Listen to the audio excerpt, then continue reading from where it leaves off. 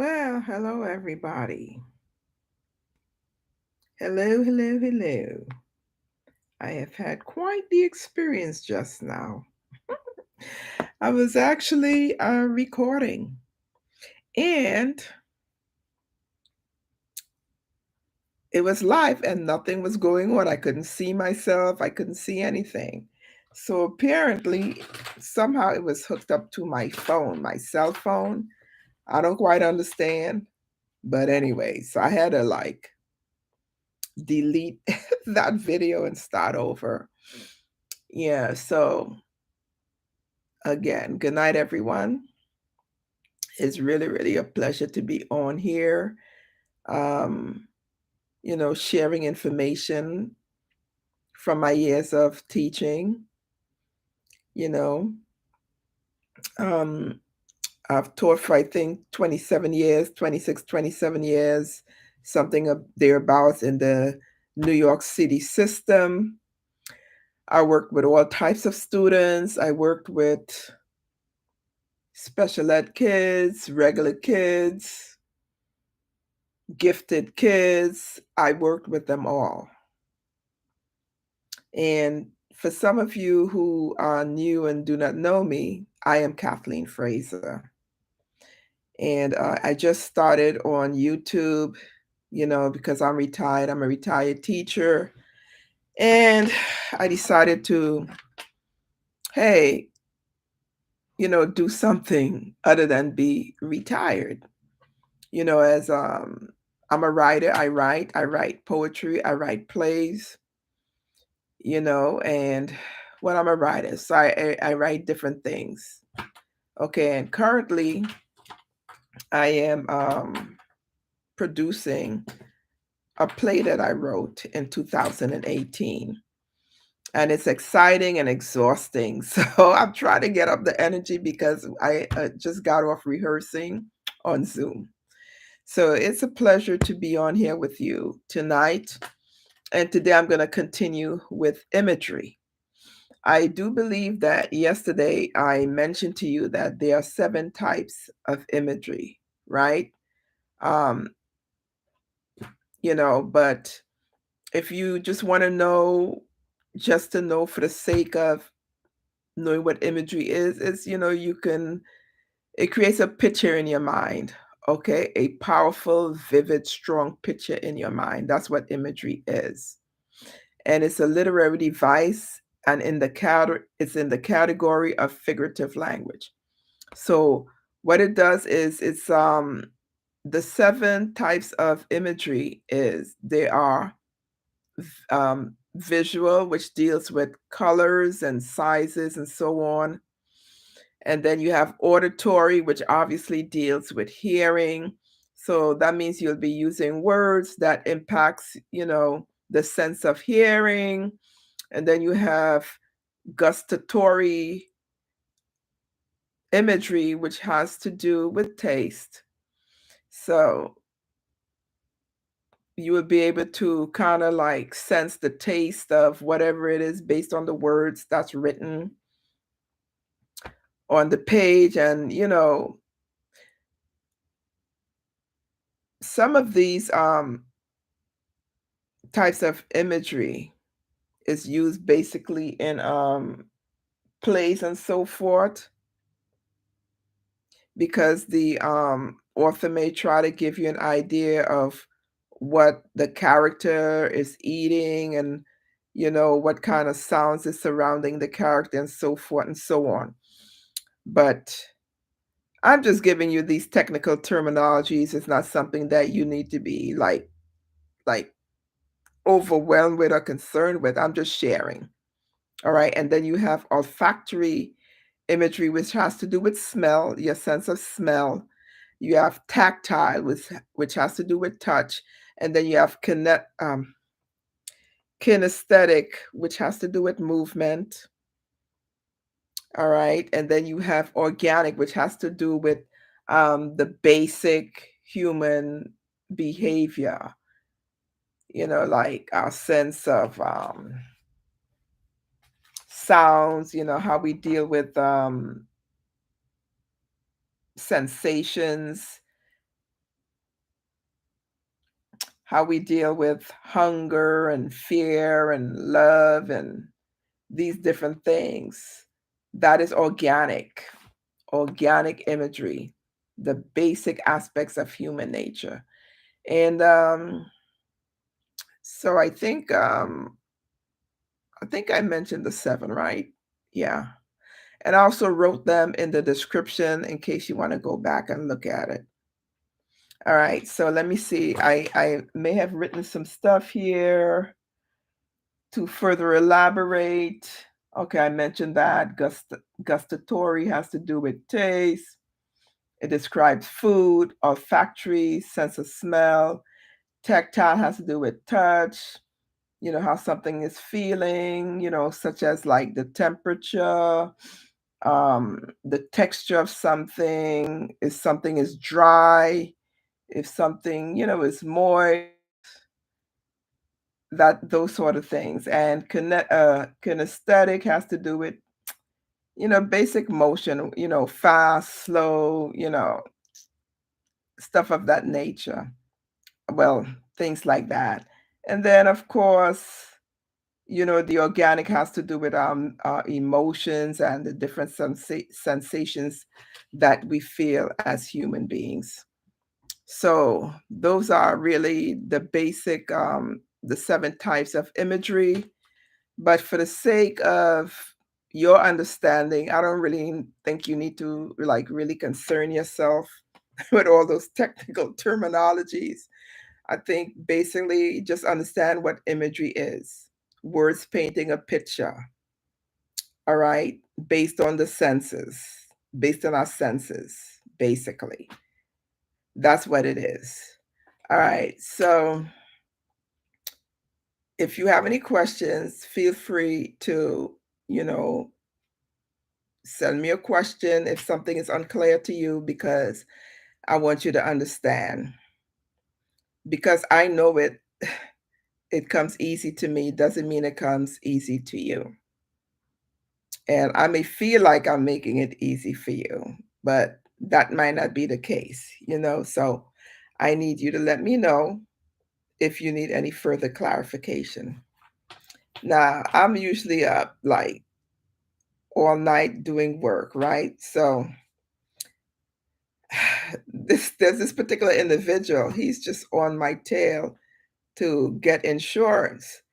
And I already told this person before that I'm up all hours and I really don't like phone calls early in the morning. So I went to sleep around 6:30 a.m.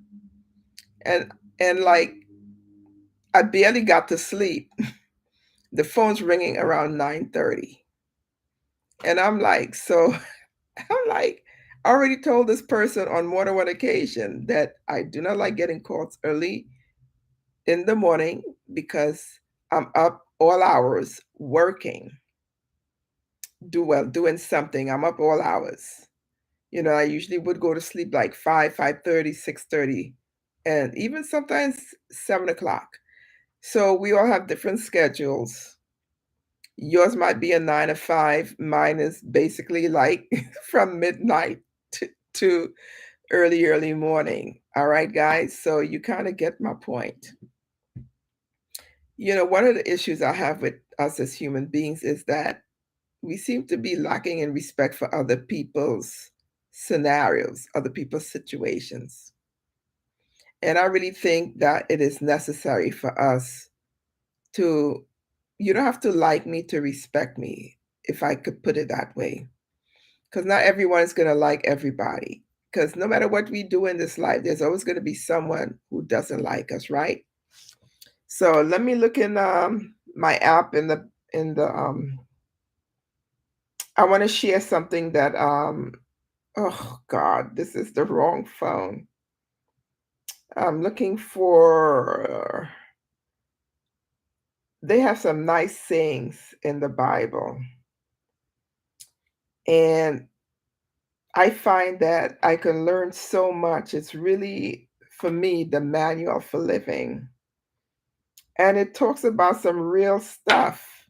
So, like, how some people say that, oh, this is like fiction or whatever they want to call it, right?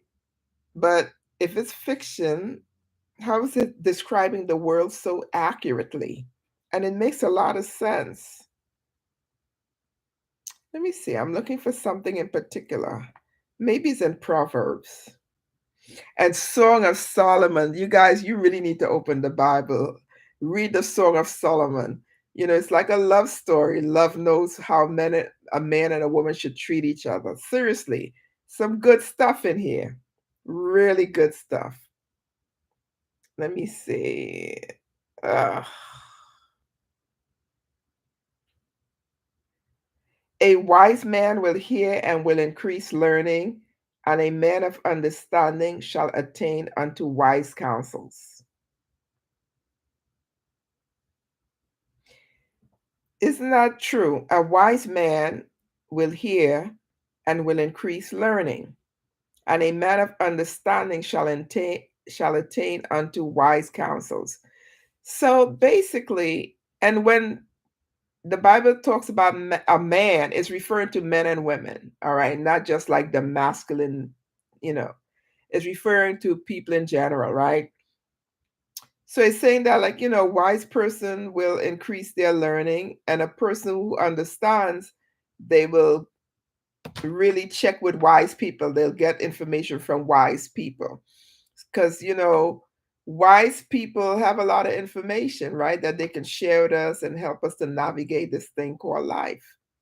So I find the scriptures to be very, very informative and educational. But that's me. I just happen to love it. Oh, here's one. And I know some people don't believe that, there is a real God, like who created the world. Some people believe it was some sort of big bang or something that got together and boom, bada bing, and we're here, which I find kind of odd that some explosion, if I recall correctly, created us. Clearly, it has to be some intelligent source that created us. Because, I mean, seriously, I'm not trying to preach to you guys, but seriously, someone created this pen, right? Everything has a creator, okay? This pen wasn't, well, pencil. This pencil wasn't created by some big bang, right? The point I'm making is everything has a creator.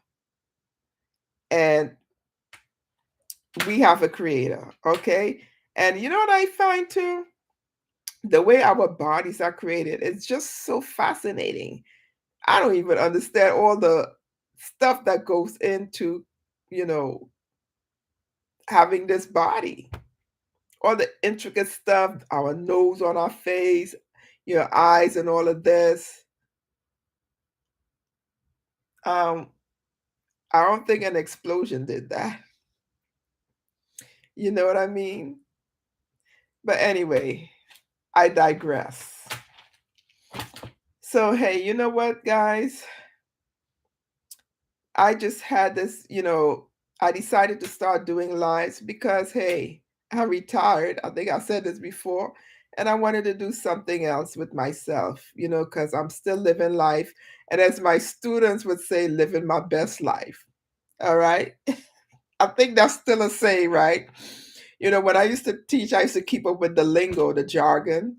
But now I'm not sure what the lingo is, but I still think they use living your best life, right?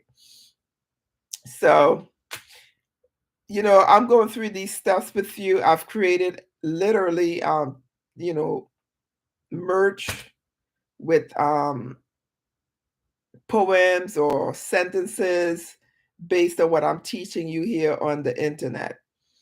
So I have poems with, like, I mean, merch with personification and, different literary devices that you may want to check out. I you know I guess I should type it in the description, which I didn't do. But yeah, I have some really nice merch with literary devices on it and some nice sayings. Because one of the things that literary devices is used for is creating slogans. So I have some interesting slogans. So I'd like you guys to check it out and let me know what you think. You know, you could check out the website jkfstyles.com.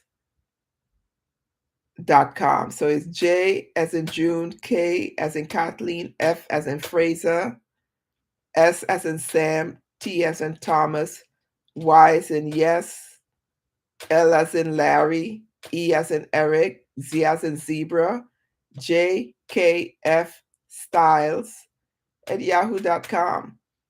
And tell me what you think about my merch using literary devices. Remember, I was telling you how really nice and wonderful words are, right? So you'll get to see what I'm talking about. You can use words and literary devices to do so many different things. That people who do advertisements, they use it a lot. You know, the writers, the songwriters, the rappers, they use a lot of literary devices, guys. And as a matter of fact, the book, the Bible, uses a lot of literary devices. And it's really a really, really good book. And you can really get information and knowledge and even some love poems in the Bible, Songs of Solomon, and you can get words of wisdom in Ecclesiastes and Proverbs, and different various areas. You get some really, really good concepts. And you know what I noticed? I remember when I was a kid, right? I used to look at I used to look at I think it was He-Man. I have the power. Remember that show? I used to look at that when I was a kid. And if I remember correctly, there was a character named Gargamel or whatever. Do you know some of those names? They're actually in the Bible. From some of the cartoons that I've seen, they're actually in the Bible. If I could recall, if I could locate those names, someone keeps texting me. Oh, somebody I know who's in my play, his aunt and his nephew died. Matter of fact, the nephew died. I think the aunt and the nephew died on the same day or a day apart. And I'm like, that is deep. And the nephew was fairly, fairly young. He was like 47. And they just found him like unconscious. And then the aunt, I think she passed the following day, same week, just the following day. I mean, and I really, really feel bad for him. He's one of my actors in the play.